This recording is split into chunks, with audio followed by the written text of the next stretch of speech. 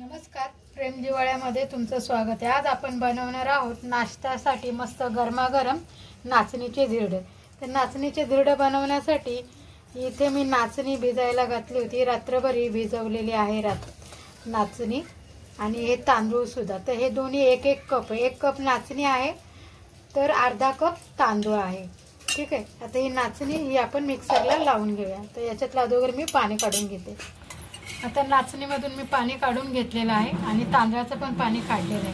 आता हे दोन्ही आपण बघू शकता, नाचणी मस्त अशी मऊ भिजलेली आहे।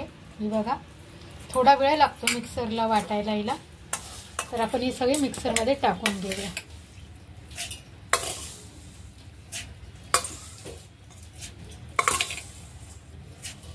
तांदूळ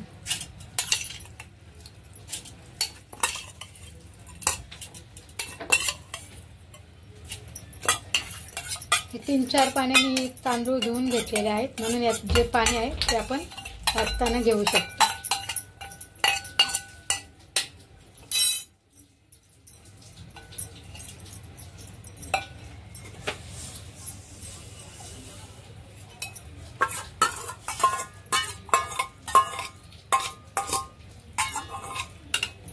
हे बघा, हे आता वाटून झालेले आहे नाचणी आणि आपले तांदूळ। आता आपण काढून घेऊया। आता ह्याच्यामध्ये चवीनुसार घालूया आपण मीठ आणि याला आपली 5 ते 10 मिनिटं आपण याला झाकून ठेवूया। तोपर्यंत आपण चटणी करायला घेऊया। ठीक आहे, कोथिंबीरची चटणी बनवणार आहे याच्याबरोबर। नारळ शेंगदाण्याची चटणी खाऊन खाऊन कंटाळा आलाय।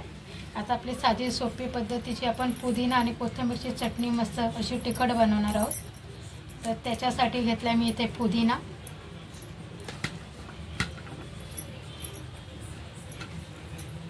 7-8 मिरच्या घेतलेल्या आहेत, तुम्ही कमी जास्त करू शकता।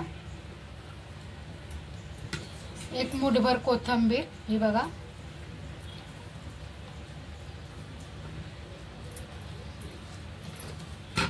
बारा ते 13 लसूण पाकळ्या।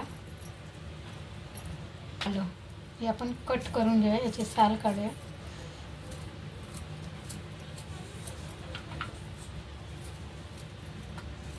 याची साल काढून घेतली, त्याला मी बारीक तुकडे करते।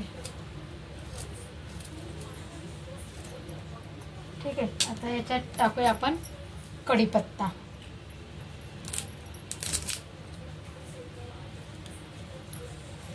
चवीनुसार मीठ आणि आता आपण ही बारीक वाटून घेऊया। हे बघा, मस्त आपली चटणी बनवून तयार आहे पुदिना कोथिंबीरची। आता आपण हे काढून घेऊया।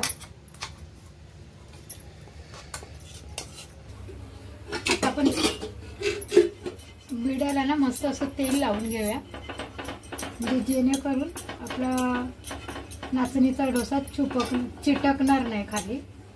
असं सगळीकडे मस्त तेल लावून घ्यायचं आहे आणि चांगलं गरम करून घ्यायचं आहे। आता तवा आपला गरम होईपर्यंत आता हे पीठ आपलं कसं झालं आपण बघूया।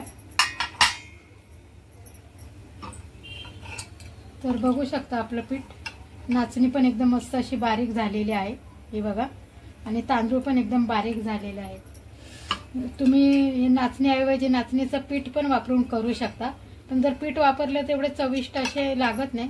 नाचणी जर मिक्सरला लावली, तुमच्या वेळेनुसार तुम्हाला जसं वाटेल तसं तुम्ही करू शकता।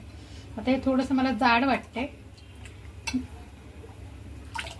धिरड्यासाठी, तर मी अजून थोडंसं याच्यात पाणी टाकते।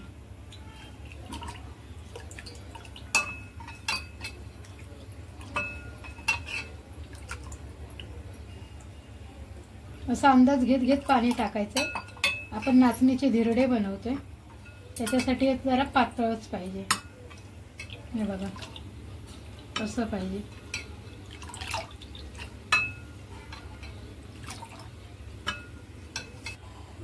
धिरडं गरम झाले, गॅस थोडा स्लो करायचा आहे आणि आपलं धिरडं आपण टाकून घ्यायचे। तेल लावलंय ना, ते आपण पुसून काढूया।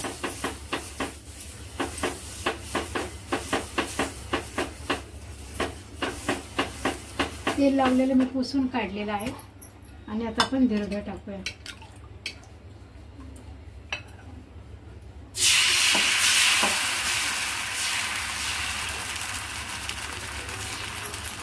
याच्यावर झाकण ठेवायचं.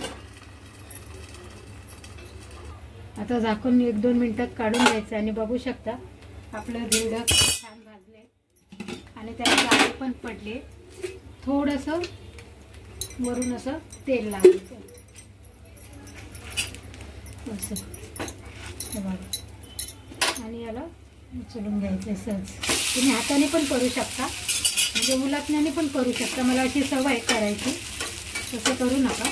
बघा किती छान पण जाळी पडली. अशाच प्रकारे सगळे धिरडे आपण करून घ्यायचे.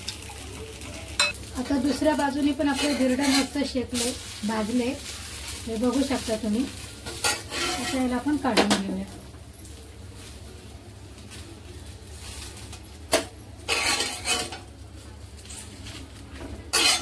ब्रश फिरवलाय, परत आपण दुसरे धिरडे काढून घेऊया. मग आपण हे बघा आता आपलं दुसरं धिरडं पण किती छान झाले आणि सगळीकडे कशी मस्त जाळी पण पडलेली आहे. आणि हे नाचणीचं धिरडं ना खायला पण एकदम छान लागतं आणि गरमागरम तर एकदमच छान लागते.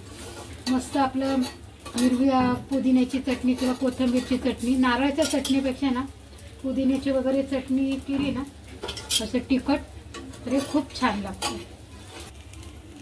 आता आपण याला पलटून घेऊया. हे बघू शकता तुम्ही किती छान धिरडं सगळ्या बाजूने मस्त भाजलेलं आहे.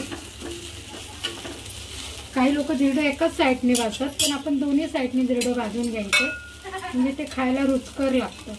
आणि अशा प्रकारे हे नाचणीचे धिरडे खूप पौष्टिक आहेत लहान मुलांना खाण्यासाठी, टिफिनसाठी. आजच्या जीवनात लोक नाचणी तर खातच नाही. नाचणी, ज्वारी, बाजरी हे खायचं सगळं विसरून गेलेत. म्हणून एक वेगळं असं काहीतरी म्हणून मी हे तुमच्यासमोर नाचणीचं धिरडं दाखवलं आहे.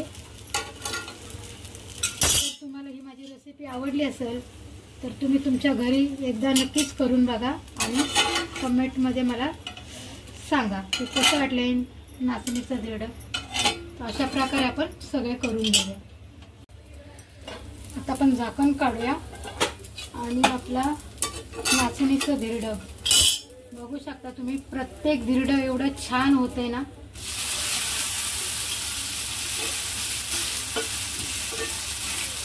बघा इकडे बघू शकता मी एवढे धिरडे 3 करून झालेत आणि हे 4थे. सगळे धिरडे एकदम मस्त आणि असे सॉफ्ट झालेले आणि एकदम छान झालेले. आता दुसरी गोष्ट म्हणजे नाचणीचं धिरडं करताना ना हे पीठ नेहमी असं हलवून घ्यायचं. प्रत्येक धिरड्याला ना हे असं हलवून घ्यायचं, जसं आपण घावणं करतो ना किंवा निर्डोसा त्या प्रकारे प्रत्येक वेळी असं हलवून घ्यायचं, नाहीतर ना आपलं याला अशी जाळी पडणार नाही. नाचणीच्या धिरड्याला ना अशी जाळी पडणार नाही जर हे तुम्ही असं हलवून नाही ना घेतलं तर. ठीक आहे, आता मी हे काढून घेते. बघू शकता याची जाळी हे बघा किती मस्त आलेली माझ्या हातातला. ही बघा ही नाचणी आहे. ही नाचणी ना मी फक्त पाव किलो घेतलेली. पाव किलो 20 रुपयाची आणि जास्त घेतली ना त्याने 60 रुपये किलो ही नाचणी. तर मी 20 रुपयाची पाव किलो घेतली आणि याच्यातून फक्त 1 कप मी नाचणी घेतलेली आहे आणि अर्धा कप तांदूळ.